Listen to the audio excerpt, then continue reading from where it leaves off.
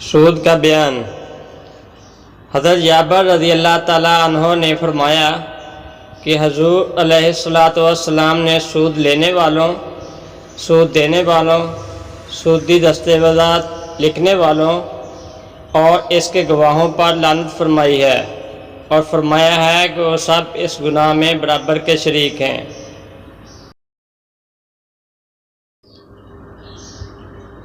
حضرت حنظلہ بن وسیل الملائکہ رضی اللہ تعالیٰ عنہ نے فرمایا کہ حضور علیہ السلام نے ارشاد فرمایا کہ سود کا 1 درہم جسے آدمی کھائے، اس کا گناہ 36 مرتبہ زنا کرنے سے زیادہ ہے۔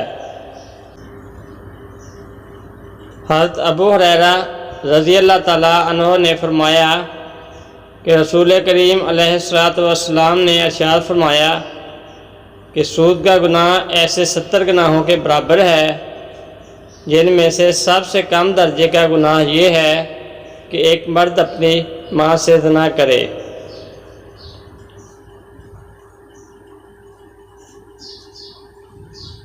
حضرت انس رضی اللہ تعالیٰ عنہ نے کہا کہ حضور علیہ السلام نے ارشاد فرمایا کہ جو شخص کسی کو قرض دے اور پھر قرض لینے والا اس کو تحفے تحائف بھیجے یا سواری کے لیے جانور پیش کرے تو اس سواری پر سوار نہ ہو اور اس کا ہدیہ تحفہ قبول نہ کرے، البتہ اگر قرض دینے سے پہلے اس طرح کا معاملہ ہوتا رہا تو کوئی حرج نہیں۔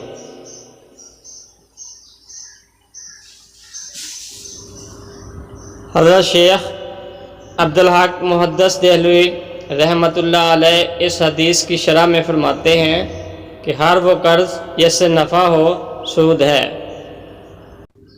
سود کے متعلق ایک اور حدیث کہ رسول اللہ صلی اللہ علیہ وآلہ وسلم نے لعنت فرمائی سود لینے والے اور دینے والے اور اس کا کاغذ لکھنے والے اور اس پر گواہی کرنے والوں پر، اور فرمایا کہ وہ سب برابر ہیں۔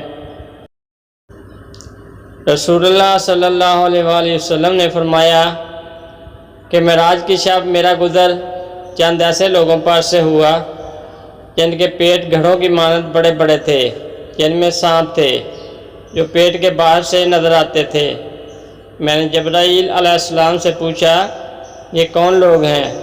تو فرمایا کہ یہ سود خور ہیں۔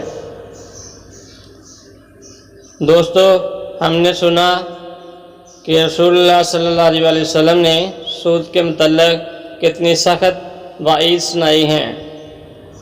ہمیں آج ہی سے اس گناہ سے توبہ کرنی چاہیے اور اس گناہ سے بچنا چاہیے، اور دوسروں کو بھی اس سے بچنے کی نصیحت کرنی چاہیے تاکہ ہم انفرادی طور پر اور بطور معاشرہ اس سودی لعنت سے چھٹکارا حاصل کر سکیں۔ ہمارے حکمرانوں کو ہدایت فرمائے کہ ہم ایک سودی نظام سے نکل سکیں۔ آمین والسلام۔ اللہ حافظ۔